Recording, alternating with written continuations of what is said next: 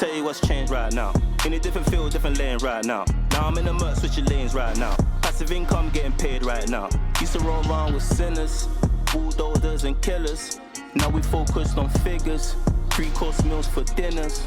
5-star suites and villas. Now the swag hit different. Cause the bag is different. This can't come out. What, do you believe you're materialistic? No, I'm not. You think you're not? I'm not materialistic. Are you sure? No. Why did you put on a different voice when you... I'm not. Okay, that's interesting, isn't it? Not that I'm saying that I don't... Do you think I'm materialistic? Since you've known me ever in life. No, I feel like you're someone that likes nice things. But do I seek it out like as my... Like, this is what I'm... How many broke people have you dated? More than I should have. Have you dated more rich people than broke people? I would say it's 50-50. But to be honest... And which one do you prefer? Oh, if you date up, then that brings problems of its own because then they got like bipolar. They might have multiple wives. Well, so if you've got money, you're more likely to be bipolar. You've got some condition, like something that you're managing through medication, which I don't want parts of. Like your lifestyle's going to be a bit different. But then if you date down, then that's hard because is it like, I don't mind the circumstantial. That's one thing, I'm not shallow in terms of... you don't mind circumstantial brokenness? Yeah, like circumstantial, but it's about your character. Are you ambitious? Do you have plans? But also, are you smart? Because I was dating a guy once and I realised his situation was because he doesn't have life skills. Like you're going to do your shop daily in Sainsbury's local. Like that's immediately... You're adding 10 pence on every item that you're buying. Like, logically, you shouldn't be doing that. And then daily like, as well, the options that you're doing, like he had some things to do, I don't know, like HMRC, certain things. And it's like, you're doing it in the most expensive way when there's a direct route. We've got gov.uk and you're doing alternative channels. Like, you don't have life skills. Like, there was more than that, but I thought Did you pull him up on it? I observed. Oh, so you didn't help him out? Or like, hey, do you reckon you can just do that instead? Are we allowed to do that as women? Yeah, you can do whatever you want to do. Does that hurt the ego? I mean, like, if you could make somebody's life easier, it'd be nice to suggest it. I mean, maybe I did. I can't remember. Oh, anyway, let's start. Okay, yeah, cool. Sweet. Welcome, Kristen.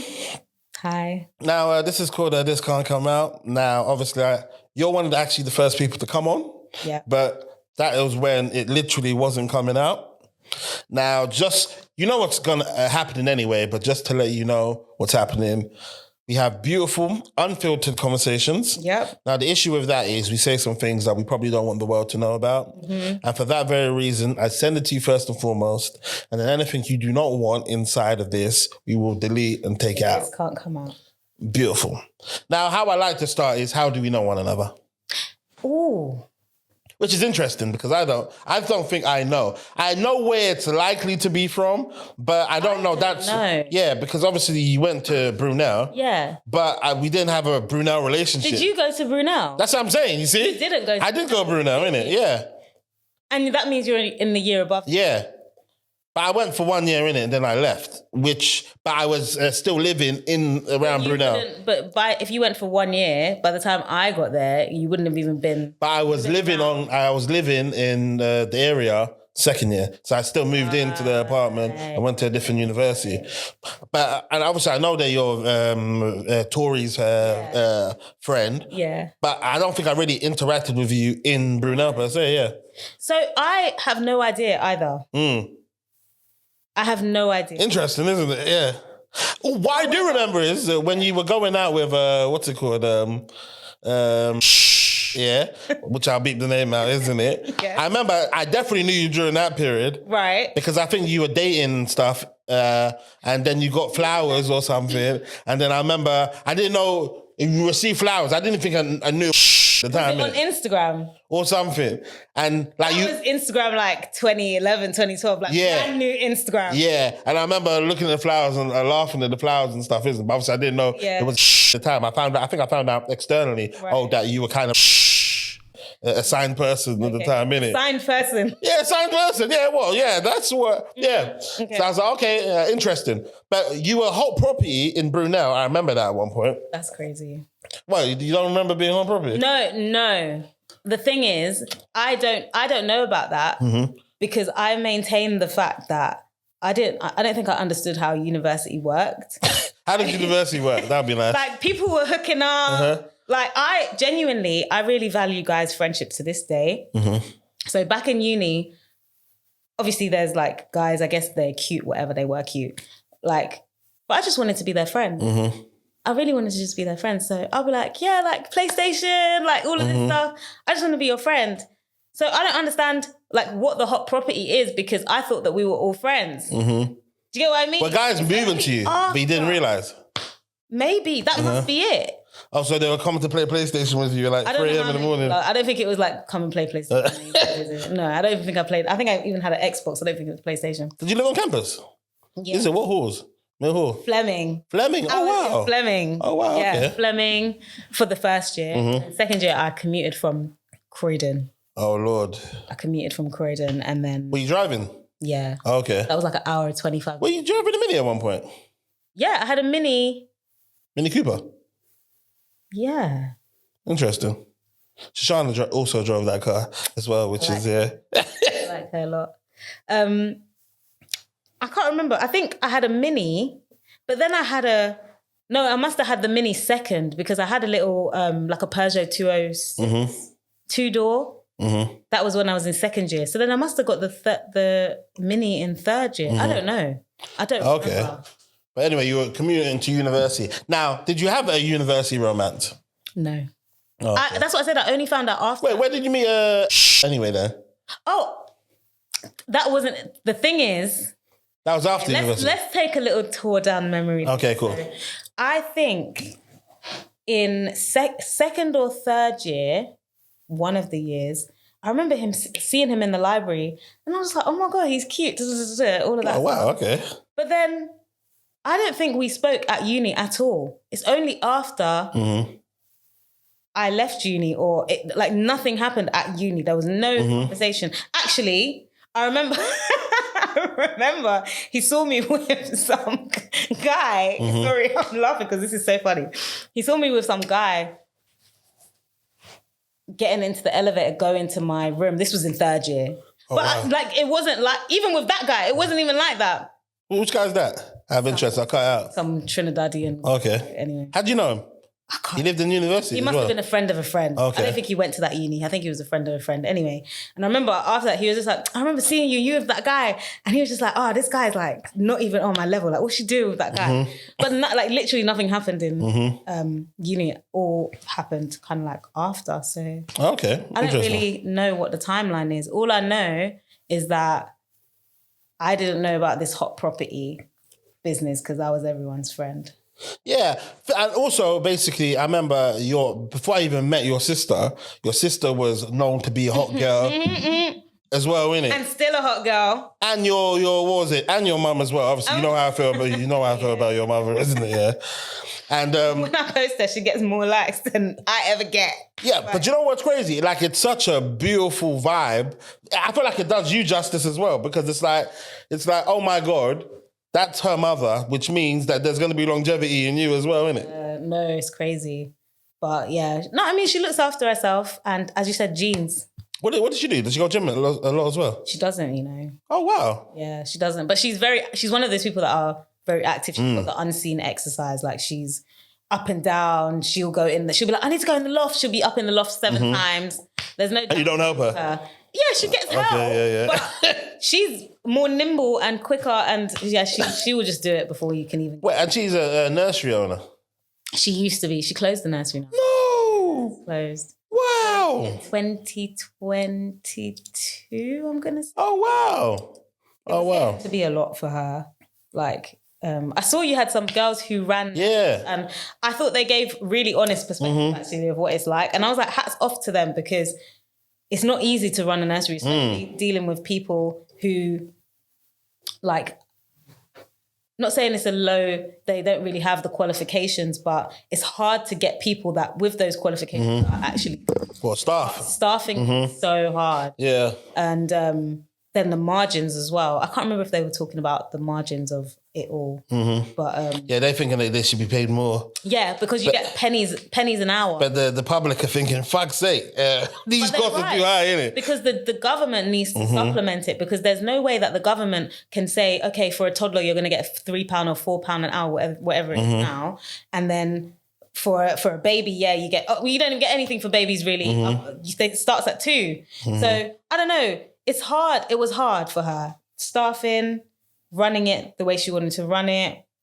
She just said, I think now's the time to cash out. And I think that's... But what's she doing now? Did she sell it or did she close it down? She closed it down and sold the property. Oh, okay. Yeah. But what am I saying? And so obviously, because she's a businesswoman, like, what's she doing now then? She is now like teaching. Oh, wow. Loves. So she's gone back into school. She's doing like contracts. So What, nursery? Term contracts. No, she's with year 1 at the moment. Oh, okay. She's done all of primary school, okay. She's a primary school teacher. But she found it hard, like going back, because obviously when being your own boss, doing it, and she doesn't. Fucking hell, why are they asking me questions? Like, why are they? But she likes it because she loves the kids, and she always loved the kids. And the kids draw her pictures, and she sends it to us like, "Oh, look, they've drawn me a picture. Like, how lovely is this?" But she's not planning to do it for very long. My sister, obviously, my beautiful nephew, so she wants to take some time to like look after him and hands on there. But until she retires, which I think is like 3 to 5 years, I think she said, she's just going to do the contract. What, she's just retiring herself? Because I know 9 times out of 10, what tends to happen is people are paying into like some sort of a pension. Yeah. Oh, okay.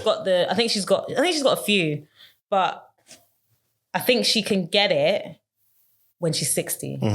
So oh wow, she's still a young buck, boy. Anyway. If I could put a picture so people can see what I won't, but I'm just saying, innit? Yeah, your mum looks amazing. Last time I checked, anyway. But yeah, funny enough, because I was speaking to Kristen the other day. Kristen. Now, I love Kristen. Kristen said something. Me and Kristen were having like a long conversation, and it was about the amount of girls that I know personally, right, that are good-looking girls. Like, nice jobs, beautiful, I think good looking, that kind of covers that as well. As in, like, lovely girls that are single. Normal, yeah. Now, why, in your opinion, why are you single? I have no idea. I don't know. I'm someone, I feel like not saying things shouldn't be difficult, but especially in the early stages, it's got to be easy. You can't be fighting against the grain. And I'm such an easygoing person that... Okay, there's 2 theories, actually. I'm an easygoing person, so I feel like I'm not really going to put myself in a situation where it's not easy. And I haven't really found that kind of vibe where it just flows, unfortunately. I don't know, for whatever reason. It's funny, though, because I read my birth chart, like, years ago, and it was like, you're going to find love in later life. And I was like, okay, I don't know if I want to take that, but fair, if that's what they think. Who knows? Who knows what's for you? And that's another thing. I'm like, you don't know what's for you. You don't know if you're supposed to be with someone now. You don't know if you're supposed to, adopt children or like, I don't know. I have no idea why I'm single. I have no idea. Are you, because this is what I get all the time. Do you think you're intentional? Intentional? Yeah. Because that's why I get accused of being. No, do you know? Like, not intentional. Where do I meet people? Do you meet people? Not really. I would say not really. But then am I outside? How many dates have you been on this year? Okay, so I am, this can't come out. Ladies and gentlemen, this part of the conversation is too spicy to come out. See, with that, now you've come back to the intentional question. I would say, yes, I am intentionally dating, but you have to go by what the other person's saying as well. No, but if you're being intentional, apparently anyway, this is why I hear, if you're being intentional and they are not being intentional, then you're not being intentional. Yes, exactly. So I am now being intentionally outside. Okay. To meet people. Okay, yeah. To be further intentional, because I feel like, you got to be outside. You got to be in a place where you can meet someone to meet them. But generally speaking, I don't know why I'm single. And there's so many, I have so many female friends as well that are single. Dating, yes, but like just not, like haven't found their person or whatever. But also, no, you can't force these things. Also, how do you feel about the fact that, because I don't know what's going on, but it's almost like the fact that you haven't got children as well. Yeah. As in, there's a weird thing that seems to be happening, where the ones that haven't got children were almost being ostracized for not having them. Yeah. I feel like it might be getting to that point as well. Because I went on a date and the guy was like, you don't have children? Or like, you've never been married? Because I think he was divorced or something. And he was like... Has he got kids? No, he doesn't have kids. Yeah. But he's like, I've been married. What have you been doing? I've been out here trying just like everybody else. It just hasn't happened. Like, I don't know. But I don't think you can force those things. Have you been in love before? I don't know. Interesting. So because I say I don't know, I'm going to say no. Oh, okay. I'm going to say no. Wait, are you a crier? Really? When's the last time you cried? I love asking that question. Today... You said you were about to cry. Did you actually? My eyes were welling. I didn't cry, otherwise I would have put makeup. So when's the last time you had a real one, a real cry? Oh, okay. Right, let's get into this. So I had a cry about 2 months ago, maybe 3.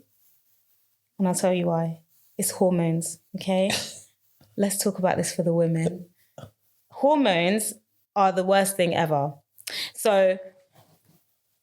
I think I was off work because I wasn't feeling well. And one of my colleagues, who is a man and is a lovely man, like family man, whatever, he just sent me a message like, hi, I saw you were off work today. Are you okay? I just burst out crying.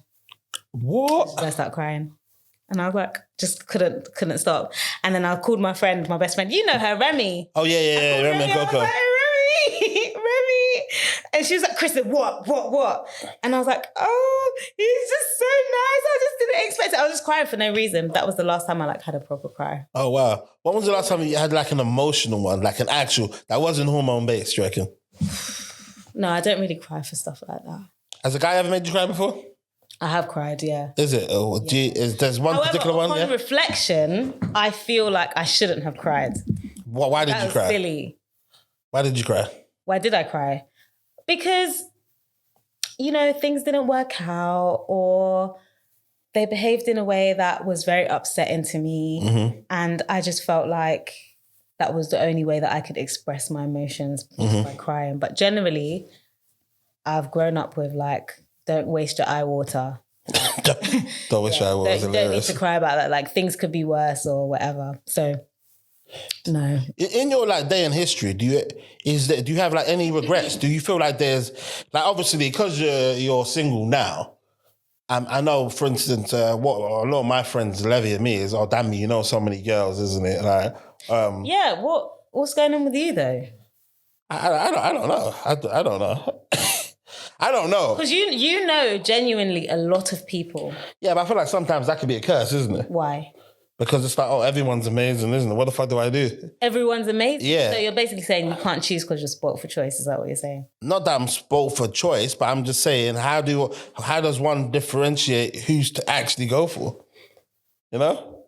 Mm. And then it's like, now I'm asking, what am I actually choosing? Like, I don't even know what am I choosing. Am I choosing the one I find the most attractive? The one that I feel as though... this is another thing. like, now that I'm getting older, I don't think I have... Going back to your question, I don't think I've fumbled or like had things that I'm like, the one that got away. Mm-hmm. Oh God, now I've lost my train of thought. Go back to your part. What were you saying a minute ago?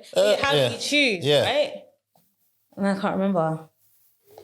Fumbled, got away. What am I looking for? The most beautiful person? Yeah? Yes. You're like, do you go for the pengest person? No, you don't go for the pengest person. You got to go for the person that you can actually sit down with and reason with and have a conversation with long term. Like if you bring them something, are you going to feel alone with that person? But my issue with that is, and I've got this with loads of girls, some of these girls are so amazing that's like, we actually have a good friendship, innit? So it's like... But that's good. Why can't we just have a friendship?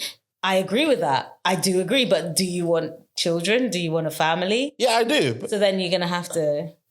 Yeah, so I'm saying in terms, so what am I should I just fuck one of my friends? Well, no, you're going to have to do the work to get it from a slightly more friendship vibe to get it to a... And that's another thing I'm realising as well. They're saying girls, and I don't know, and definitely some of it is definitely me, that I friend zone them so much that there's almost zero sexual chemistry. Why do you friend zone them though? Because you know what's crazy? Because I like knowing girls, innit?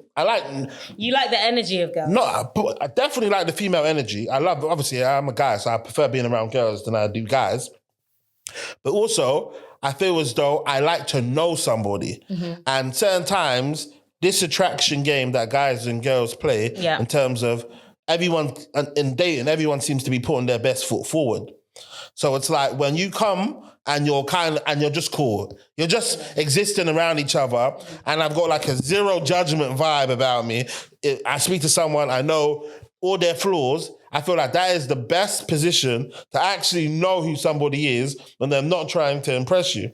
But by the time you do that, then you're friends with the person, innit? Yeah. And then it's like, well, we're already friends, innit? Why ruin it? You're supposed to take that and then build on that note. I'm saying this like I've been in a relationship for 20 years. I've been in a 20-year marriage. But like, I personally feel you got to be friends first. Mm-hmm. Well, so do you recommend being friends with someone and then... If you can. But oftentimes, if you're friends with someone, you're not attracted to them. That's why you're friends with them. You reckon that's why? Maybe that's different for guys. But I feel like most of my female friendships are girls I've moved to that didn't work out. So I might as well be friends, isn't it? So then there you go, try it. Because the window's there. You got the opportunity. But it depends on what you want. As people are saying to you, are you being intentional? Yeah. Okay, let me ask you a question. Right. How does one be intentional? I think... Because you said you're going out. Yes, because I realised maybe I'm not being as intentional. So you need to hold your boundaries, but... Ladies and gentlemen, this part of the conversation is too spicy to come out. But that can't come out also. But... Okay. How are you being intentional? How am I... Oh yeah, boundaries. Okay. Boundaries. You've got to use your boundaries. Like, if you're dating someone and they're like, oh, I'm gonna, think about moving country. Mm-hmm. Unfortunately, you can't waste any more time. You have to say goodbye. They could be a lovely person, but intentionality is that you leave them. What if they stay after you've said that? Then exactly, that's fine. So that you're kind of in that no territory where you're going back outside, but they could also be a really lovely person, but you know that's not for you ultimately. All of those sorts of things, like enforcing your boundaries, time. I was talking to my sister the other day and she was like my youngest one, she's now in the dating sphere. And oh, sorry, I thought you pointed at me. If a guy hasn't asked you to be their girlfriend in 2 months, then that's a hard limit for her now. Yeah, that's easy to say if you don't like the guy. If you like the guy... If you like him... If you like the guy, you're staying there as long as possible. Yeah, but then is that intentional? It's not being intentional. I think if you are intentional, you could, like, everybody who's single right now, if you're intentional, you could actually get someone in the next 6 months. But you've got to be intentional. Yeah, I feel like I can definitely get somebody right now, but do I want... If I marry somebody, innit, what's the fucking point? Like, I want to actually be with this person for life. So why? What's the point of just picking a random person? No, but it's not a random person. If you're being intentional, you're saying, okay, this person I can stay with for the rest of my life. Ideally, that's what you would want. But if you're intentional, then you're picking that person and saying, I'm going to do that. That's your choice. That's your choice. It's not something... And you think you're intentional right now? I'm trying to be, and I will be. Fingers crossed. But you have to meet people. And I will say it is hard to meet people. I feel like the climate of London is not conducive to like meeting people easily at the moment. I don't know how everybody else is finding it, but my life is like, I'll go home, work, gym, home, work. Been on Hinge? Sorry? Have you been on Hinge? Yeah. How was that? How was that to you? The pits.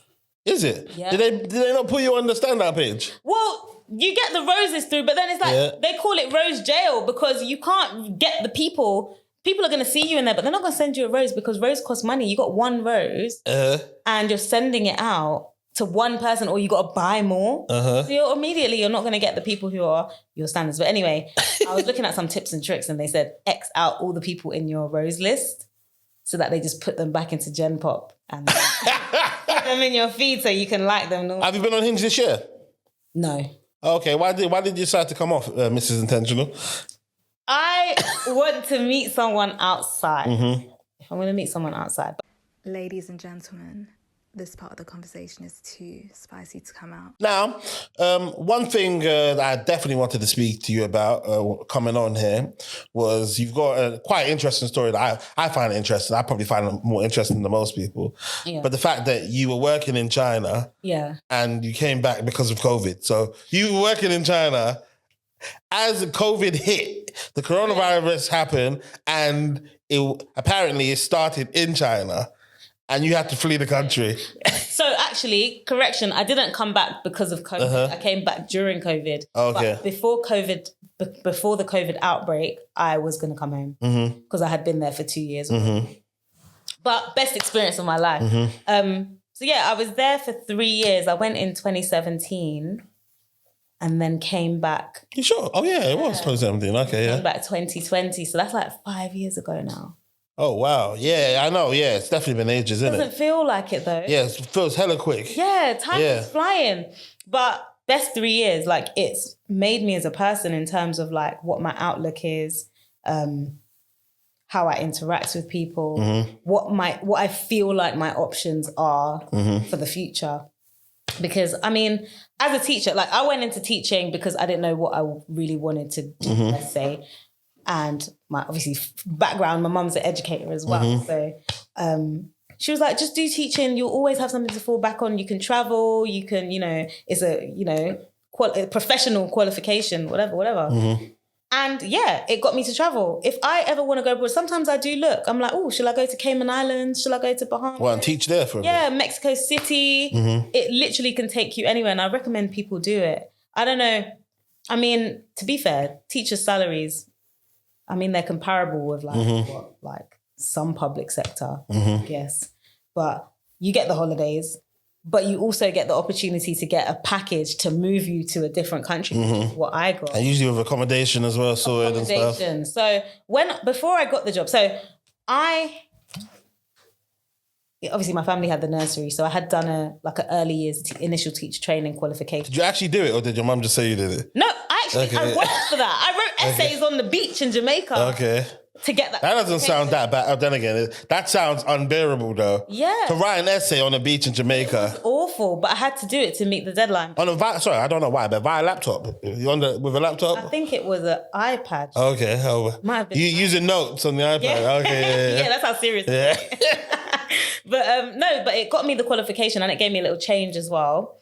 And off the back of that, I went to China to teach early years, which is not my original qualification because I got secondary ICT. So, funny enough, my brother does that. What? My brother, I think he's an educator in Spain, ICT as well. See, look, it takes you places. So I started applying, got the interview. I had an interview for 2 schools. And one of them, like, I just knew it wasn't a right fit. The other one, I was like, this is cool. Anyway, let me see what the salary's saying. So I was like, I'll let them take me. Because I think I had like maybe 2 or 3 years of teaching under my belt. So it wasn't a high salary. But I was like, I want to push the salary. When I got the salary back, it was like so much more than what I would have wanted or what I would have even asked for. I was like... Was it like tax-free or something? It's not tax-free. They had like 20% tax or something. Okay, cool. That's all right then, I guess. Then they pay for your phone bill, they pay for your accommodation, they give you a flight allowance to come. Oh, what was the flight allowance? It was the cost of a ticket. So I would always just get premium economy. I think it was like 1,500, I think. Okay, per term? Once a year. Oh, once a year, okay. So most people would use it at Christmas. Yeah, most people use that at Christmas, and then the summer ones you just... Return ticket, basically. Return. Okay. But yeah, so you book your premium or your whatever ticket. That's all paid for. They do all your visa. Well, my school that I was at did all the visa arrangements for you. And they relocate you. It was such a good experience. And you live that expat lifestyle. People can't understand how carefree that lifestyle is. Explain. When I came back, I had a reverse culture shock because I was like, this is suffering. This is like, I have to manage my bills. I've got to you know, like it's not a carefree sun is in the sky, like type vibe. We got to actually think about what we're doing here. You got to check your bank account as well, which you just wouldn't do, because if everything's being paid for you and you're getting paid, which of course capitalism, the local workers are not getting paid as much as us, but you're getting paid a lot. You barely spend a fraction. I was able to save like 2/3 of my salary. Basically. Oh, right. Yeah, per month. And why did you want to come back if it wasn't... So I wanted to come back. First thing was I wanted a bit of progression. Number two, I kind of felt like I was going a bit, like it was a bit mind-numbing working with the early years kids. I loved them. Oh, because they're not really communicating with you. Yeah, even though I got my level 3 Chinese, whatever, 3-year-old Chinese, if you want to call it that. But it was not stimulating enough. So I said, I need to go and do something more stimulating. So I was thinking of leaving teaching, whatever. And also I was like, I miss my family. It's far. It's far. It was 13 hours one way, 11 hours the other way. And what? Oh, okay, yeah. I think you go with the direction. Anyway, it works out that it's a really long journey. And I thought that was just... Was it direct as well, though? Direct. Okay. And also, I was like, I need to have a family. I need to date. This is 5 years ago. You were dating people in China, though? Yeah. Wow, okay, what? This part can't come out? Yeah, it was. It can. Did you date a Chinese guy? Did I date a Chinese guy? No. However, at the end of the time that I was there, I did look into it. Like, I tried to go on their apps. But you have to obviously communicate with them in Chinese because they don't speak English. Oh, okay. And, or many of them don't speak English. And their culture is quite different. So I know, like, my friends, like Black American girls, they all had, like, Chinese boyfriends. Oh, wow. Yeah. So it was common, but they worked for it in the sense that they spoke the language. They were very much attuned to the culture. Whereas I was in my little expat bubble. Oh, okay. So then you had to speak, was it Mandarin? Yeah, fluently, pretty much. Wow. And they learned it? Yeah, but they had learnt it from school. Oh, okay. Yeah. Apparently, do you know what? What happened was early on in my life, I heard that Mandarin is the hardest language in the world to learn. So because of that, I didn't even try to even think about learning it. Yeah, do you know what's crazy about that? Like, I remember it's a pictorial language. So what does that mean? Oh, yeah. Yeah, it's like the images that represent the meaning or like, the sound. But I was like, this is a lot because you got like 500 characters that would represent the words that you need just to have basic conversation. That's a lot. However, when you speak it, it doesn't seem that complex. The way that they put words together, it's not that complex. So what, do you feel like, what level are you at? No, I would say very basic now. Okay. Because if you don't use it, you lose it. So I had conversational, like, taxi driver, go left, go right, where you from? I've got like the shopping centre one where it's like, how much is this? Like, make it cheaper. And you can understand them and stuff. I can understand when they respond. Okay. And then I've got the stuff that the kids would ask you, like kid language. Like, you speak baby Chinese. Exactly. Yeah. How's the weather? The songs as well, because I used to have Mandarin lessons every day. So I'll be singing the songs with them and learning my Mandarin that way. So I always say that I speak Mandarin like a 3-year-old if I can. Wait. That's who I learned it from. Yeah, why... As in, it seems normal for you to go into owning a nursery as well. What would stop you from owning one? I might. Ooh. I would. But if you do that, I want to be involved. You want to? I'd be involved. Really? 100%. Yeah, 100%. No, I would do it. But it's a labour of love. It is like, honestly, as I said, the staffing, the margins, unless you've got like a nursery with 60 kids in it. We used to call our nursery a boutique nursery because it wasn't that sort of numbers. But unless you've got that kind of battery farm nursery, it's not really that financially viable. Like, you can get your cash flow, but you're probably going to turn over like, 150K, 200K maybe. But then you're going to still pay out all your business rates, your staffing, your insurance, all of that stuff, food. I feel like I'll be able to market a nursery because I feel like it's a service that everybody needs. You do need it. And it is nice. It is fun. And it's not that hard, but it's highly regulated. That's another thing. The regulation and offset. But that's kind of good. It's good and bad. Good, because obviously as somebody that wants children, it's nice to know that there's something, But obviously it sounds like, hearing from these girls, it sounds like a nightmare. Yeah, the regulation's too much. Especially believe a child. You have to believe everything a child says as well. No, you do. And not even just the whistleblowing. It's like, if you don't have your nursery and you don't cross all your I's, dot all your T's, Ofsted will come at the drop of a hat and deem your nursery requires improvement. I don't know if they've changed it now, but they're going to deem it to the point where people might not even want to go there. And that's now your livelihood. As I said, I had sleepless nights. I remember sitting in my car like, oh my God, I've got paperwork to organise so that we can, if Ofsted come tomorrow, it's a lot. And would they come like randomly as well? They could, if somebody calls them with a complaint, they could come. But when you're due for an inspection, they will just call you and be like, we're coming tomorrow. Fucking hell, man. Which is like every 3 to 5 years at the time. That's fucking hell, that is long. Yeah. Now, in terms of, do you reckon, what's the biggest trauma you reckon you've experienced? Oh, the biggest trauma. Yeah. Because I don't think I know, obviously, as human beings, I feel like we all go through shit, innit? Yeah. Like, what do you reckon your biggest one is?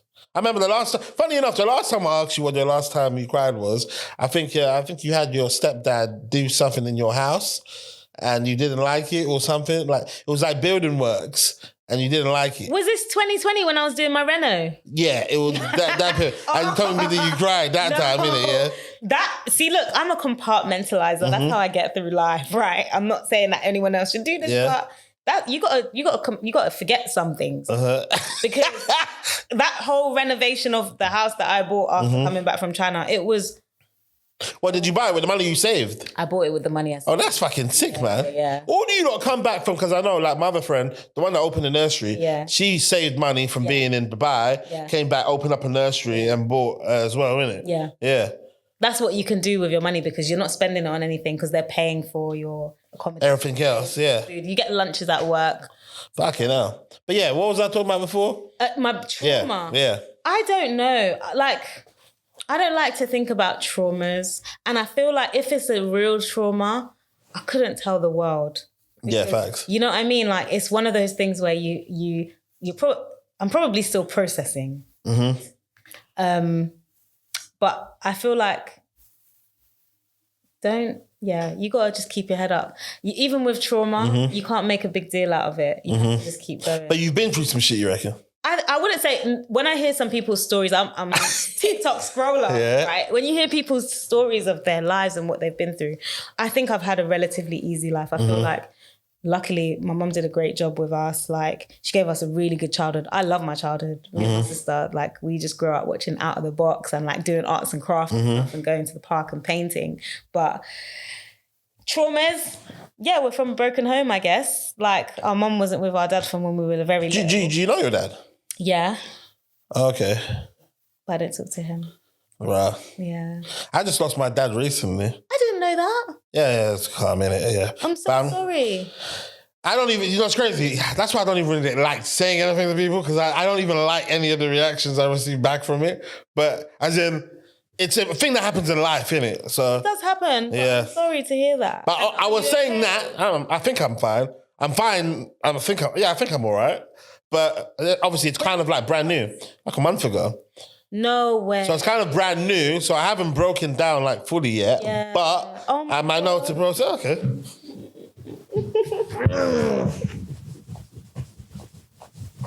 You smell nice. What is that? That's the only reason why I came over here, so you can smell me. No, I'm sorry to hear that. That's. But I say that to say it in terms of, now obviously death is inevitable, isn't it? Yeah.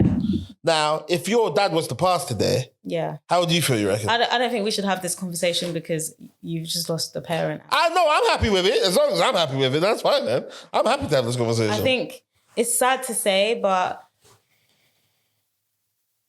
I lost my dad's mum and I didn't really have a relationship with her. But I did meet her and stuff. And I asked her, like, even my friends got to meet her, but we didn't really have a sustained relationship over time. And when she passed, I grieved her because I didn't have a relationship with her. And I feel like it will be the same with my dad. I'll grieve him because I didn't have a significant relationship with him. And obviously I respect her, so I'm not going to say, like, you know, what I think, all the stuff. But I just think it's sad because of what could have been and what I didn't have. What, is he trying to have a relationship with you?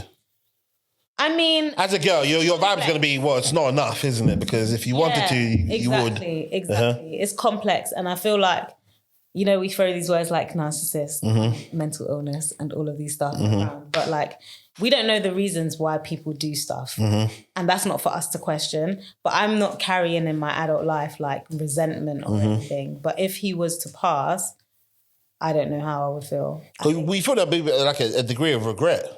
I feel like there naturally always will be. Regret for me, but as I said, I will grieve the fact that we weren't, like, it could have been. It's sad that it wasn't so beautiful. Some of my friends got amazing dads, and I just watch them with their dads, and I'm like, oh my God, dad is so I can't do that, yeah. Like, your dad is so there for you. Your dad, oh my gosh, he helped you fix your car. Oh my gosh. You know, like, I don't have that stuff, and that is painful. So if he passes, I'm like, what am I grieving? I'm not grieving the man. I'm grieving what should have been, but then that's a different type of grieving. You know, it's funny because my brother and my dad didn't have a great relationship. Really? But in terms of, and we kind of navigated our relationship with our dad quite differently. Where my vibe was always of basically being comfortable that if the guy was to die, for selfish reasons, just to make sure that I would be mentally okay with how I was standing. So I kind of navigated mine and my dad's relationship like that. Yeah. To the point where I think that's why I'm doing all right.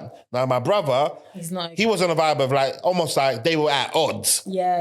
And so when my dad died, and then we had to do those speeches at the funeral and stuff, innit? My brother broke down, innit? And he didn't understand why he broke down. Because he said, because the outside looking in, it's like, oh my days, people are going to think, oh my God, oh, I love this man so much. And that's why I couldn't handle it. So wait, internally he's fuming? But he's kind of pissed because it's like, no, this is not the vibe that I should be having, innit? Yeah. Like, and it's like I don't know, maybe he feels like people are going to get the wrong idea of what their relationship was. Yeah. The fact that he was crying like that. But so certain times, the not having the relationship makes you grieve harder because there's a bit of regret there. Yeah. There's a bit of, like you said, oh, it's a shame that it wasn't like better, innit? Yeah. This, but it wasn't. Yeah. And now there's no chance of it ever. Wait, like do you feel like who's like the main male figure in your life, you reckon? If shit goes, you ain't go? No. Oh, wow. No. How does that feel like? Not great, but if that's how it's always been, if anything goes wrong, I call my mum. Okay. As I said, my mum is very much like, can do, I'll do this, like, let's go. She's got every problem solved. Do you feel protected? Yeah. I mean, like say, bang, bang, bang, bang, bang on your door. Like, yeah. Do you feel like there's men that look out for you? I would say there are men that I guess that I could call, but there's no one that I could depend on and be like, this has happened, like, I don't feel safe. Which I don't know what that feels like because that's never been something I've had.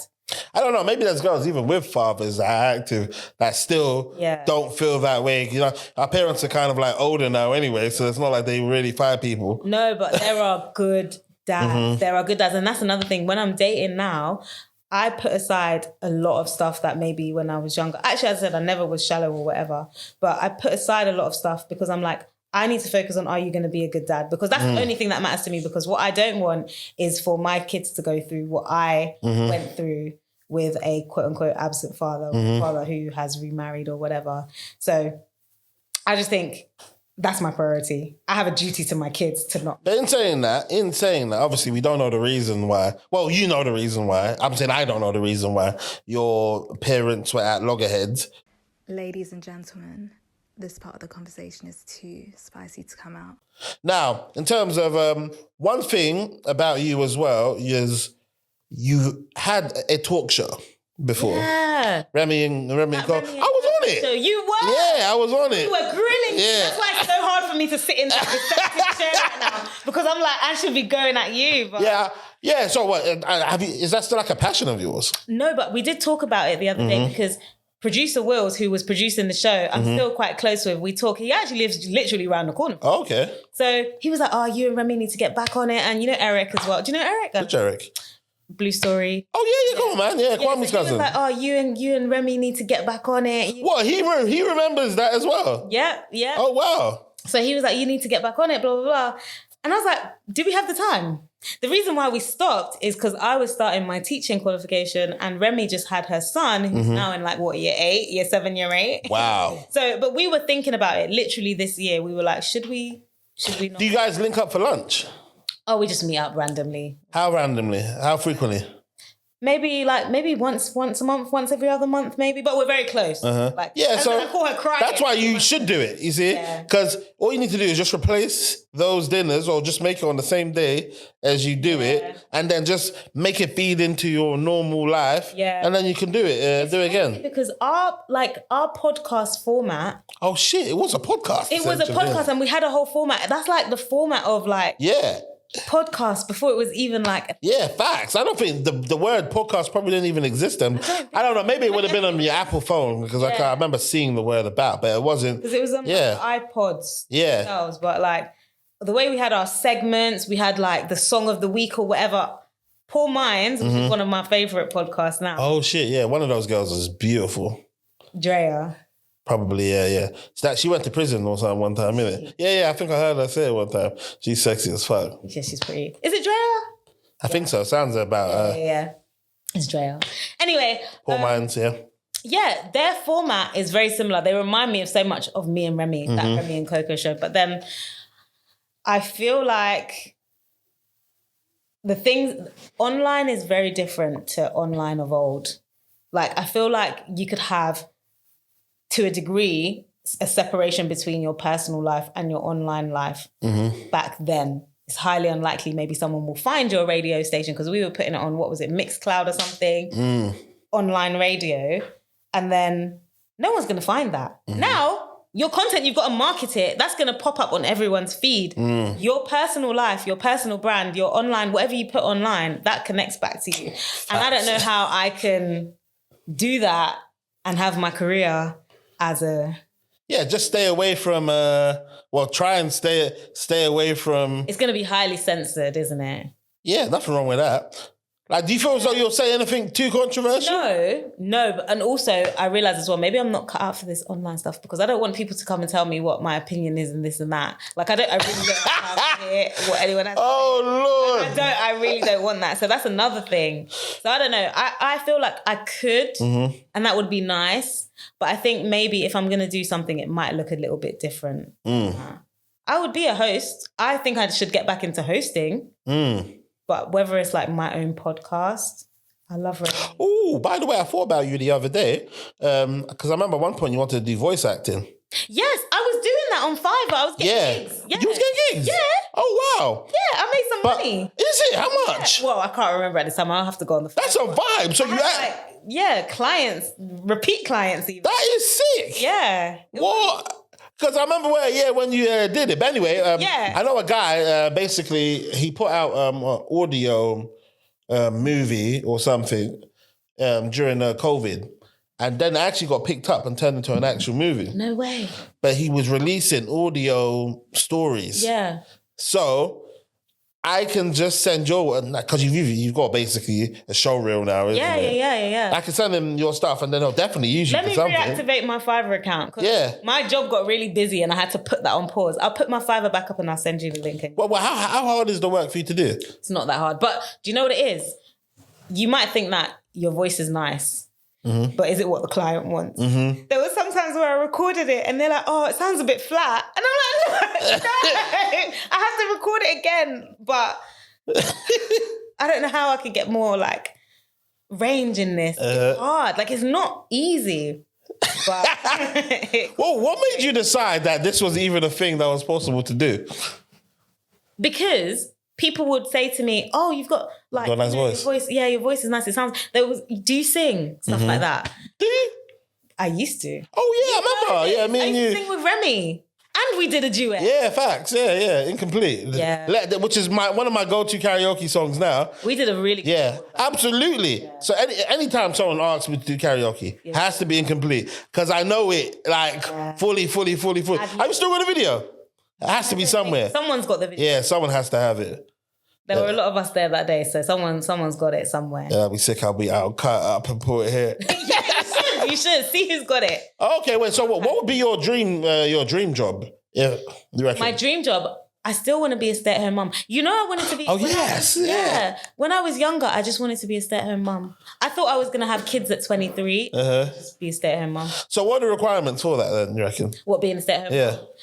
See, if I'm a stay-at-home mum, that means that then I can just pursue all my creative passions, which would be like painting, sewing. You like to paint? I like to sew more than I paint. Okay. But paint, I like to do for expression purposes. I'm not a good artist by any means. I didn't even do art GCSE. But for the expression and the creativity, yes. I'll have like a little mini business. I'll do some, you know, I don't know, maybe open a little cafe or a shop. Like... Does he have to be filthy rich in order for you to do this? I think so. So you're not willing to basically live beneath a certain means, because technically, if everyone just lowers their expectations and you guys just live in like Warsaw somewhere, and then he gets paid, I don't know, like say 40,000, and you're staying at home, but everything is small. I'm a humble person. I personally don't think, maybe not Warsaw.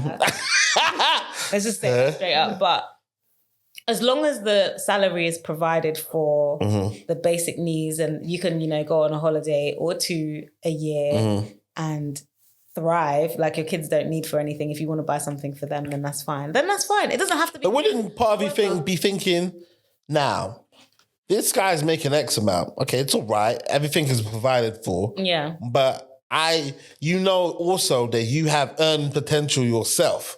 And you, because you've worked, you'll be like, I know that. But then you start to use your ingenuity to then start making certain things. Because of course, like, I'm a qualified teacher. I could do online tutoring. I can make resources, sell them online. You're not going to be sitting at home and doing nothing. But as I said, my dream was to, you know, have the little kids and then like do the little mum stuff, go to the car boot sale and stuff, and do the summer fair. That was your dream. That's hilarious. Yay. Yeah. I remember, and you're very consistent with this, because I remember you always told me that your vibe was, even though you bought a house, your vibe is that you are moving into somebody's house. I still make that. But these days, I'm dating for finance. Okay, so I will move someone in so we can split bills. I just want to half it. Okay. Oh, you'll let a guy move in? And he can pay half my mortgage, half my bill. Now, how would you feel about, as in, because in those situations, you know, you could be a victim of, look at you. You could be a victim of a guy sponging off of you.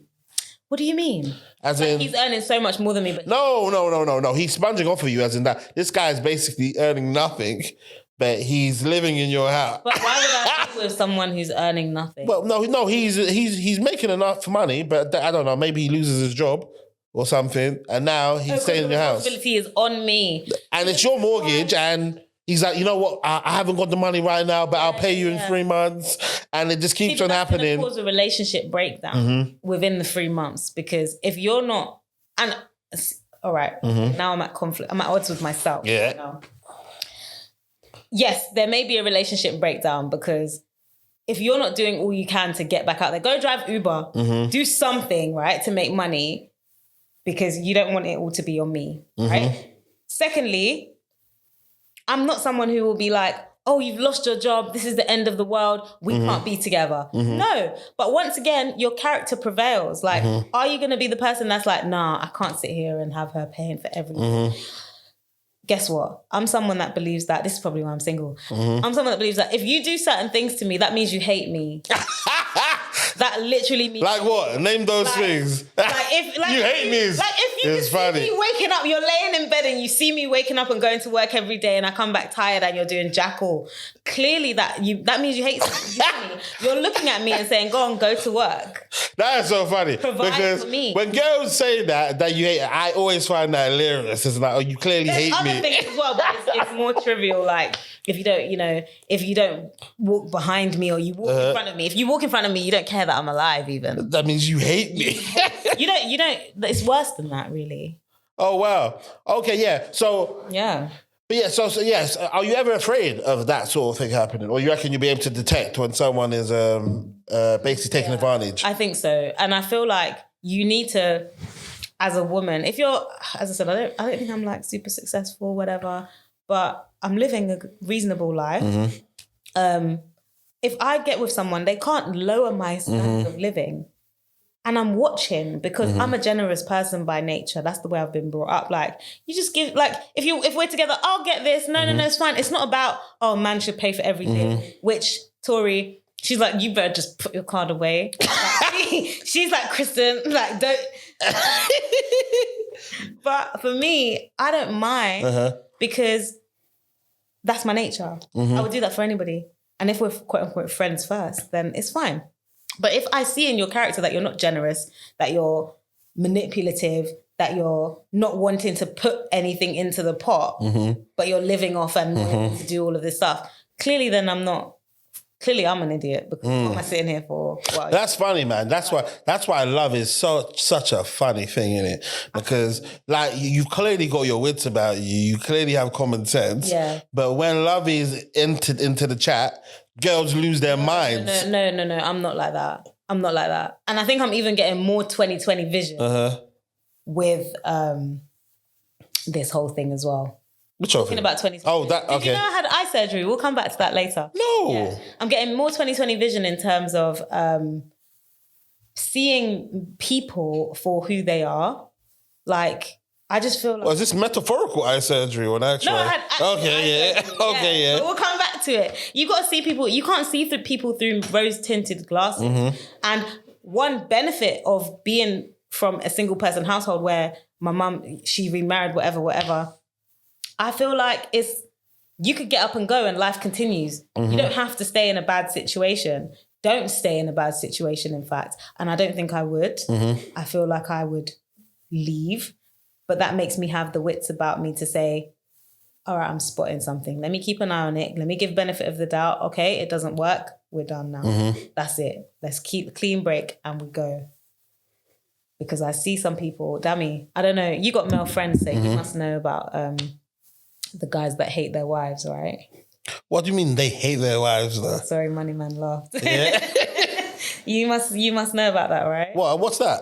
You don't know about the guys that hate their wives when you lot are on your lads trip and then you come back and he's sad on the last day. Yeah, but I'm not sure if they hate their wives. Sometimes they hate their lives. It's a phase. They hate their lives and like they're enjoying their time with their boys. Yeah, it is being with a man who hates me because I've experienced the switch up that men can do, and that is frightening. So, but is it hating you per se? Absolutely. Maybe they just don't like the conditions that you put them in. No, you put them in. That life has put them in. That's their business. But it's not hating you. I'm gone. Yeah. You got to be happy with leaving, I think. But that's not to say you don't build. And people probably might say, oh, that's why she's single. I don't know. I'd rather wake up and do a starfish in my bed and feel happy, roll over to one side, knowing that I don't have a man who hates me, that's breathing and can't even look at me in the morning because he actually hates me, like genuinely. Oh, wow. And I've then had kids for him as well. Like, there's balance. And this is why I don't want anything that's not for me. I'll take my time and I won't push it. Yeah, facts. Because you know they say, what was it? Even though there's girls having children like well within their 40s and stuff, isn't it? Is that fair? Do you fear not having children? I do. Someone asked me the other day. Actually, it was my mum. She asked me. Yeah. She was like, if you don't have children, would you adopt? And I said, I don't think I would adopt. I don't think I would. And I'm not saying that, but I think adoption is a really noble thing to do. I think people who adopt are fantastic because that child needed you. And you love them like they're your own. But for me, I'm like, I'll help. I'm sure there's going to be kids that I come across, family, friends, that I will need to help and step in for and give respite to. I'll just do it that way. And when I'm not, catch me in the Alps or catch me in wherever, like the Bahamas, catch me somewhere nice. I don't think I would then do that to kind of fill that void of not having kids. But I do want kids. I do want kids. Okay. Well, have you considered freezing eggs and stuff? Yeah, and I had a friend who did that. But I don't... Okay. And he said, let me ask you, what would you do? What I did? No, I don't. But put yourself in the shoes of me. I'm 34, going to be 35. this would be a great time to freeze eggs.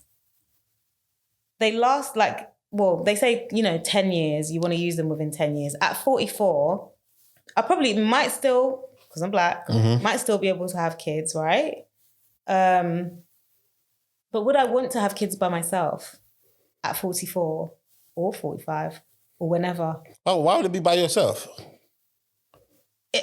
That's assuming I don't have someone. But then if I do, then maybe I can have them naturally or with. But I'm saying, so what's the option? How would you have them by yourself? How would I have them by myself? I meet someone, I marry someone, and I have the kids with them naturally. Okay, but that's with somebody, not by yourself, though. Yeah. Okay. That's fine. But then I'm like, a lot of people they'll freeze their eggs and then they'll go and have a sperm donor 10 years later. Yeah, that's which I don't feel I would do. So for me, I'm like, I don't know. If the window of opportunity passes, I don't know if I would then. Yeah, I wouldn't get. Well, I would frown upon a sperm donor, to be honest. Really? I'll frown upon it. But what about a friend's baby? A friend's baby? What's that? I really like the idea of a friend's baby, but. What does that mean? So it's where you have a baby with your friend and you co-parent the baby with your friend. But did you fuck for real? I don't know. It depends on what you and your friend agree. Yeah, you have to fuck for real. That is ridiculous, isn't it? You don't have to. Yes, you do. What? So you and your friend have a baby just by taking his sperm and your egg, and then you're raising the child together. You didn't even get to fuck. That just seems. No, it can work. That just seems backwards. I think it can work. I would consider a friend's baby before I'd consider a sperm donor. Yeah, but a friend's baby without any intimacy. It depends who the friend is. Well, what? Yeah, actually, yeah. What? No, that is bizarre. Okay, why wouldn't you want to touch him? You would have his child, yeah, but you don't want to have any intimacy with him. You wouldn't touch him because he's your friend, and that would be great. But you're having his baby, for God's sake. Yeah, that's fine. That's fine. It's just DNA. This part I'm clipping out. I'm 100% clipping this out. That is absurd. So you'll consider a friend baby. Yes, but not a sperm donor. But you wouldn't. But you're also considering not actually sleeping with this friend. You never know. That's mental. You never know. It could just be a quick little joke. Okay, cool. But it's like at that point, it almost seems like it's kind of a crash out. Works. Friends baby works. I think that works. I feel like that's more of a viable option because what you don't want is for your kid to then be like, I have no dad. Okay, but why not just get in a relationship with your friend? Because you're friends. But you'll be mother and father. You'll both have a child with somebody. Yeah. They're your good friend, by the way. Okay. Let's break down this concept. Would you not? Wait, so then if they was to have a child with someone else, that's cool with you. But it's a friend's baby, so there's no relationship. They're just friends. Cool. Yeah. It would have to be. And then you're gonna raise children like Willow Smith and Jaden Smith. Wait, why? Yeah, because it's like your parents. You don't understand no intimacy between your parents. They're just coexisting. But this is why I don't think I would do any. Ideally, I would just let the shit pass because I wouldn't want to give my child any sort of stance about this is what family is or isn't. I would want them to have what I deem to be the best start, which is, you have your mum, you have your dad, you have a stable home. Mm-hmm. I work in the private sector now. I work at private school. So is it? Oh, wow. Yeah. So I see what stability can do. Mm-hmm. I see what stability can do. Like there are kids and they're exceptional pianists and they are, they've got their hobbies. They're building computers with their dad and, their dad takes them to, I don't know, wherever he has to work and then they go and travel for a month or whatever. But it's just stability and the way that they talk about that and the things that they can do, the way that they thrive in that, I wouldn't want to not give that to my kid. That's why I'm saying that. I don't think, even I'm saying friends baby, I'm probably not going to do that. It's highly unlikely that I would do that because in my opinion, as I said, my duty is to my kids to find them a good dad. Yeah. They need a good dad. Otherwise, you're not coming to existence. Me and my sisters, you can cut this bit out. Yeah. Ladies and gentlemen, this part of the conversation is too spicy to come out. But I don't know. As I said, my duty is to find my kids an excellent dad. I will even look aside. I'll be like, we don't even vibe that much. We know there's some excellent dads that are just not with their children. What do you mean? As in, they would be excellent dads if the conditions allow them to be excellent dads. What do you mean? Like this is hypothetically speaking. Excellent dad. You're going to be an excellent dad. That's No, but say if your wife the woman is not allowing you to be one. How can she not? Now I'm being just deliberately. Yeah, no facts, but she can be like, oh, for instance, say if you're an excellent dad, but you're just not a dickhead. Yeah. And she's like, oh, basically, she finds out that he decides he doesn't want to be with you no more because you're just a crazy woman. Okay. Yeah. There are crazy women. Mm-hmm. Sad situation. That's all I can say. Yeah. Sad. So now he's an excellent dad, but she's crazy, and to protect his mental health, he can't be around her. He wants to see his children. But he tries to go via the courts or something. But she's making his life a living hell. Yeah, he's going to have to do something in his life to rectify that somewhere down the line. Mm-hmm. And oftentimes with those people... What about excellent dad, but shit husband? Yeah, girls ain't having that, boy. Okay, this can't come out. Yeah. This is what I'm saying. I will overlook certain things. If you're a great dad, like you love your kids, if I know that you love your kids, we can have an open marriage. An open marriage? Are you down for that? I don't need to be with you. We can perform this for the kids. Like, it's not... Are you actually down for that? No. Okay. But the point is, the pinnacle of my responsibility lies with me finding my kids a good dad. Okay, what about, I've noticed this, isn't it? Because that's all good and well. You want your children to have a great father. What are you doing for your own happiness? For my own? Yeah. Because everything seems to be about your kids that are not even here no more. Yeah, well, they're not here. I mean, no, you're here right now. I'm sorry. God forbid. Yeah. They never existed. Yeah. Right? What am I doing for Do you prioritize your own happiness? I do, but the thing is, I realize you can't, like, being in a relationship is supplementary to your happiness, because I feel like a lot of people... You think so? I think it should be supplementary. You see my stories. I'm here one day, I'm doing something another day, I'm going to a gun range on Tuesday. Like, there's a lot of things going on, and I try to keep my friendships where it's like, we go out, we meet up, we chill. My life solely doesn't rotate around me being with my romantic partner. And it shouldn't be for me. Maybe it should. Maybe it should. But that's a lot of risk also. Yeah, but also with your friends, there's a lot of risk just leaving it with them. No, but you got lots of friends. Yeah, but if they have situations, then it's one of those ones. Yeah, you're kind of just scheduling in with them. That before, this can't come out. Yeah. This bit can't come out. Okay. Ladies and gentlemen, this part of the conversation is too spicy to come out. When I came back from China, she was just not vibing with me at all. The youngest. Oh, wow. And I was like, this is my sister, my baby sister. What the hell's going on? My mum was like, oh, you got to talk to her. You've got to, just try to be there for her. What's the age difference? It's 11 years. Oh, wow. Okay. So then she was like, afterwards, she was like, yeah, because you just left me. And then I was just like, oh my God, we've got the best relationship now. She stayed at my house in the week. Oh, wow. But I was just like, this relationship has changed. They're much closer. But that's what happens when you're apart. You grow distant. How old? Wait, she's 20. No way, 23. Lord. I know. Wow. Lord. I know. Has she got a boyfriend?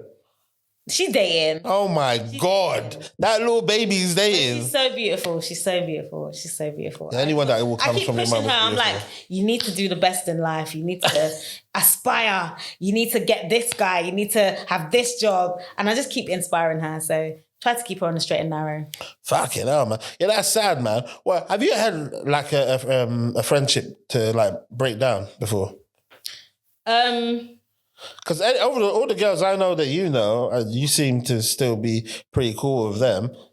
There have been girls that I've stopped talking to. Whose fault was it? One of them was business. Okay. One of them we just grew apart. One of them was crazy. Well, let me hear the crazy one. She was legitimately crazy. I think at my my 23rd or 24th birthday, we went to Clapham. Remember Aquam days? Yeah. To Aquam, and Aquam they used to be a bit racist to us. They did back then. You have to buy a table if you're a guy, compulsory. So she went there, and she was a bit crazy. She was a bit she was a Jamaican girl, but she thought she was like Mrs. Bouquet. You know? What's that show, Mrs. Bouquet? I don't know what that is though. And she's posh. She's low class, but she thinks she's posh. Yeah. And she went to the venue and she was like, "Oh, they were gonna let me in, but I don't think they would have let your friends in, so they didn't really want to go in." Who's your friends at the time? My friends like Remy, everybody else. So they were like, Remy was like, "Kristen, go get your friend." She's like, "I'm gonna whatever." Anyway, So I cut her off because it just got too crazy, and she was very, very Christian as well.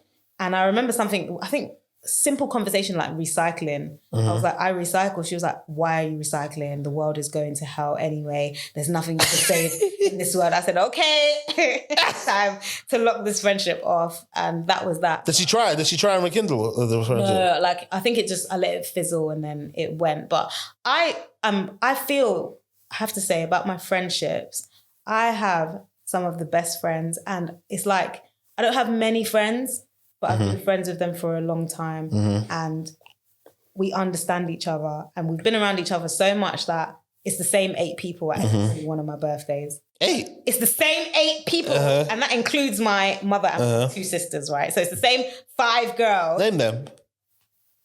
Tori. Okay. Hibbo. Okay. Anita. Okay. Tori, Hibbo, Anita.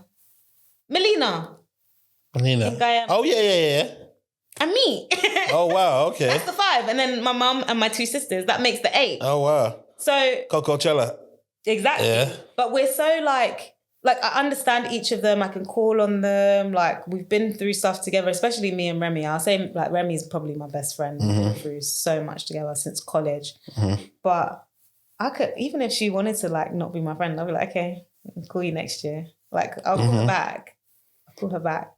There's others though. Like I've got other friends along. I've got my international bestie in Peru who I met in China. What about the Chinese girl? Yeah, I've got one. What Chinese girl? Those Chinese girls you did birthday celebrations with. Yes, Sarah. Yeah. I've got Sarah. I've got 2 Sarahs. One I met in China, but she's white, and another Sarah, she's Chinese. But Yeah, that one's the one. That's the one I was trying about. yeah. But she lives here. She's Australian, but she lives here now. She lives here. Oh, I assumed she was Chinese. Oh, wow. No, she's Aussie. Oh, wow. But she is such an inspiration. Why? You can keep this in. She is an inspiration. She's like a property mogul. She had an idea and she was like, "I'm going to execute it," and she executed it. And she's like, is that after China? Yeah, I met her. I met her through a friend that I met in China. But we've like never set foot on Chinese soil. Yeah. Aussie Chinese. So so the 2 Sarahs, I would say, also my girls. And then, is there anyone else? Yeah. New York Jess, who's from Shanghai, and Peruvian Anna, who we just, like this. And have you heard those stories where they're like, girls hate each other when they first meet each other? Is that When I first met Annie, I was like, I don't know about this girl. I don't know about her at all. And then from that day onwards, we've been like best friends. Well, why didn't you know about her? I don't know. I can't even remember. I think it was the way she was sitting. I was just like, I don't like her. I don't know. I can't remember what it was. And then after that, we were best friends in Shanghai. Oh, that's interesting. Girls get very, very... Have you had a fight before? No. Has anyone ever hit you? You've been hit before? No. Okay. I think so. I fight my siblings. Like... Oh, yeah, that doesn't stepbrother, count. I used to fight with stepbrother. Yeah, no, yeah, about what was it? Your mum's man. What one for him? Oh yeah, this can't come out. Yeah. This is fresh off the press. Like, Ladies and gentlemen, this part of the conversation is too spicy to come out. I don't have. I know, but I don't know. I just thought maybe you might want to bring one of your nursery. No. Have you got favourites in your school? No, but I really look at... Okay, so this is a weird parallel that I've noticed about teaching different age groups. So I teach, as I mentioned to you guys, year 7 to year 13. And obviously I've taught early years. I taught early years for like 5 years, let's say, 5 years.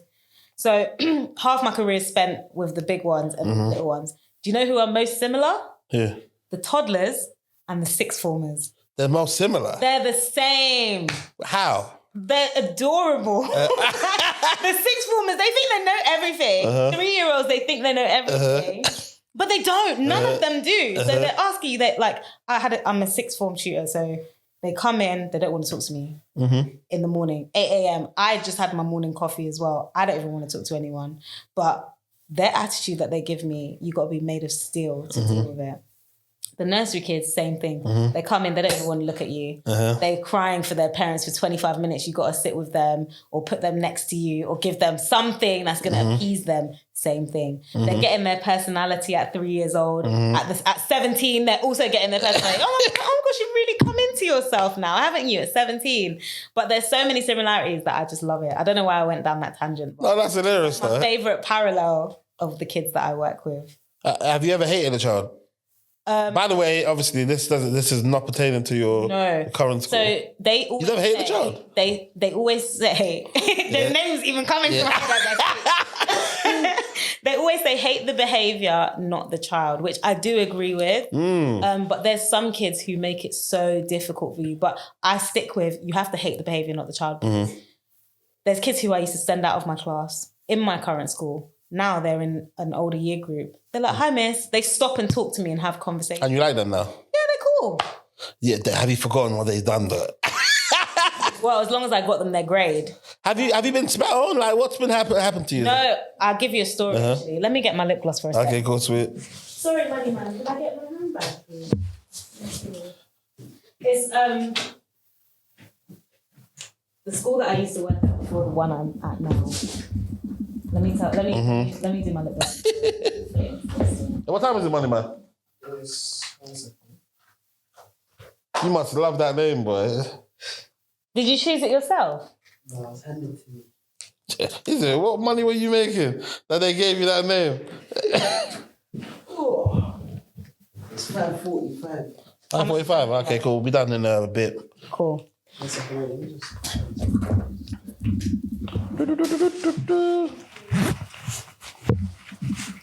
So at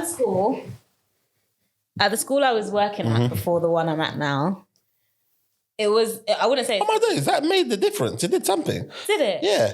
I'm not really good with noticing features and stuff, is it? But yeah, I can see it's done something. A matte look before. Oh, interesting. Put a bit of gloss on it. Charlotte Tilbury.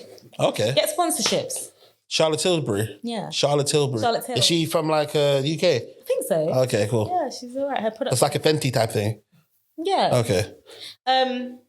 So the school I worked at, it wasn't like, it was a comprehensive. So you get kids from everywhere.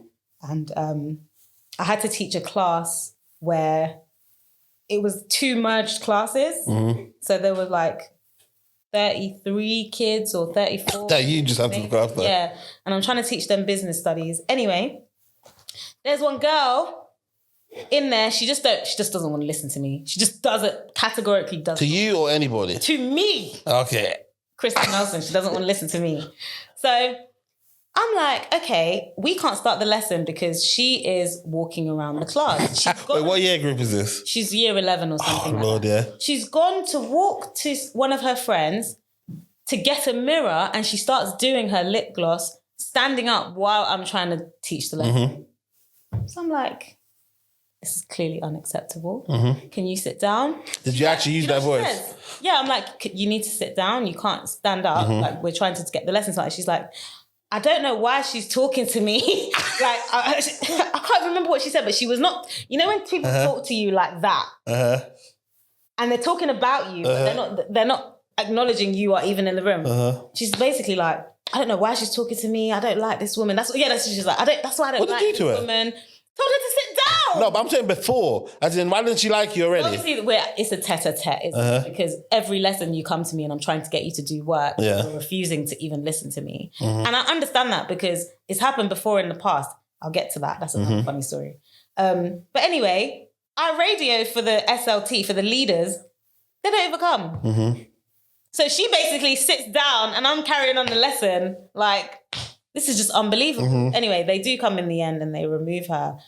But I was like, she is probably the rudest child that I've ever experienced because kids are often not rude. They're just defiant. But she was rude. Wow. She was rude directly to me.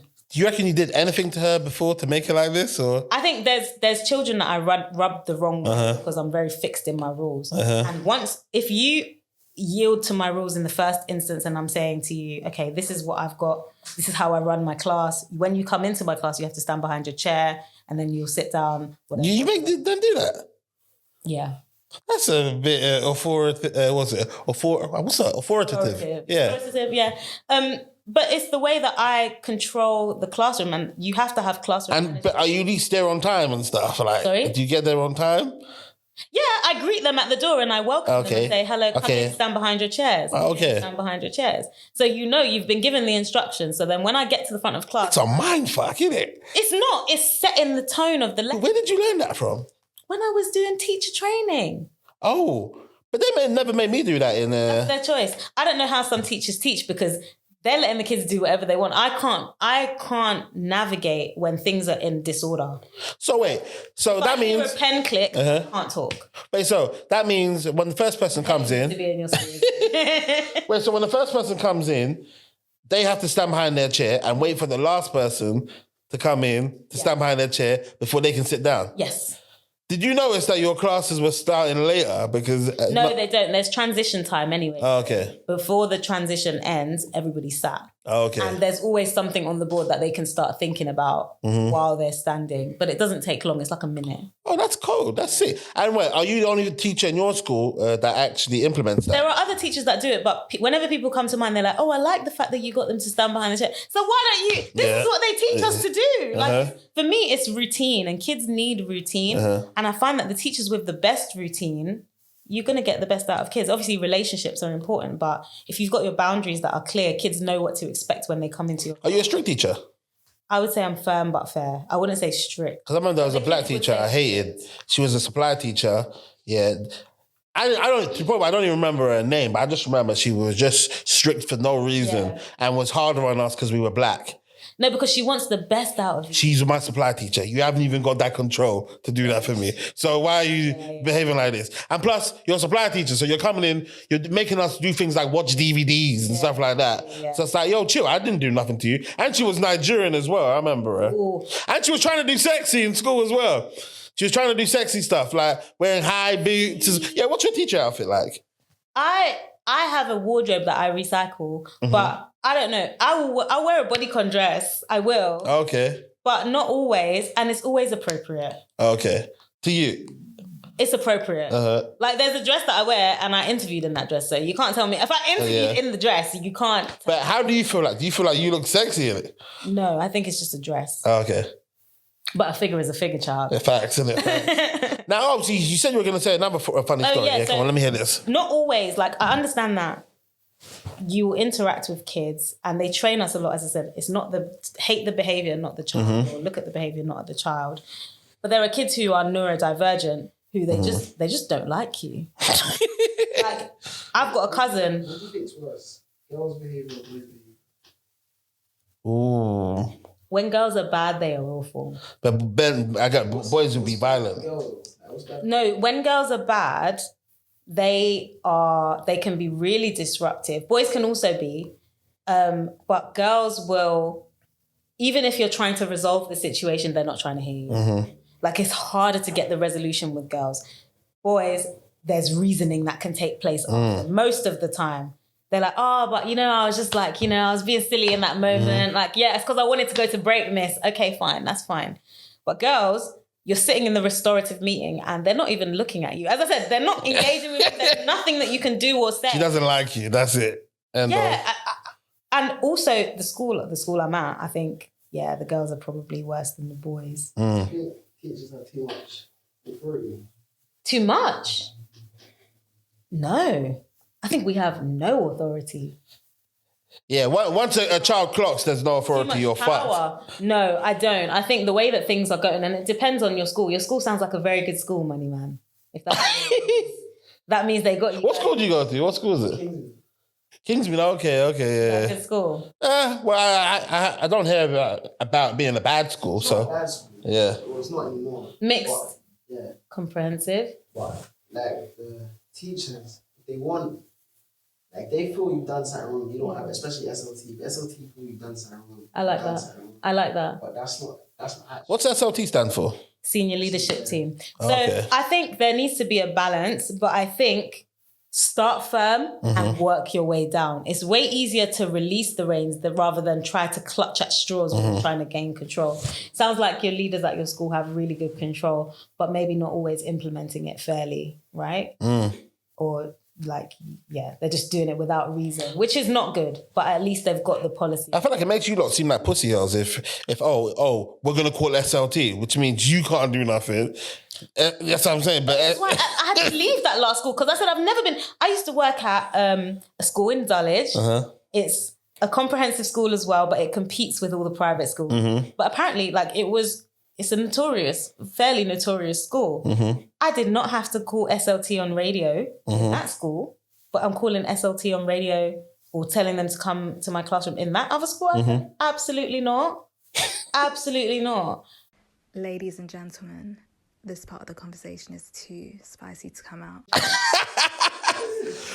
wait, I don't support stuff like that. Finish the funny story. Okay, cool. When I was training to be a teacher, I did 2 schools. One which was at a school similar to where I had to call SLT. The other one was in Norwood, comprehensive. The Norwood School. I don't know if is a school called the Norwood School. The Norwood School, which is a normal school. Anyway, I got put with the nurture group. Do you have nurture groups in your school? Was that like the dumb people? No. They're not dumb. Special needs, basically. They have additional needs. Okay. Right?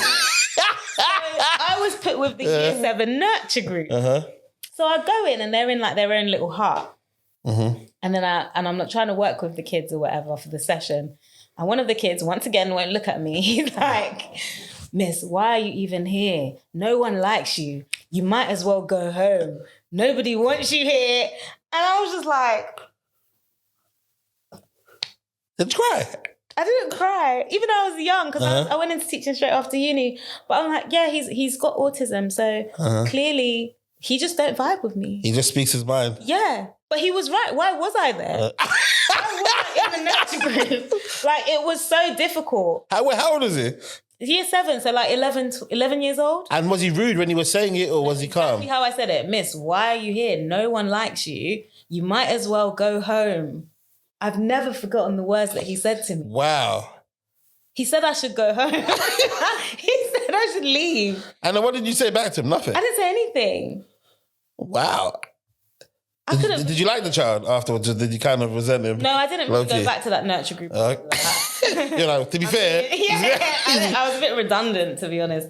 But as I said, the kids, it's not them. It's their preferences. I love working with kids. I do. One thing I'm going to take from this is, what was it? Hate the behaviour, not the child. Hate the behaviour, not the child. That's beautiful. Well, lovely for coming on, my darling. Oh, thank you. It's been a pleasure. What do you want afterwards? What do you want? Oh. I don't know.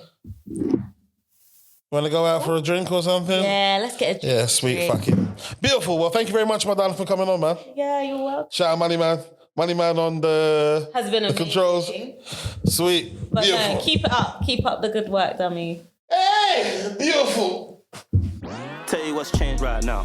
In a different field, different lane right now. Now I'm in the mud, switching lanes right now. Passive income getting paid right now. Used to roll around with sinners, bulldozers and killers. Now we focused on figures. 3-course meals for dinners. 5-star suites and villas. Now the swag hit different. Cause the bag is different. This can't come out.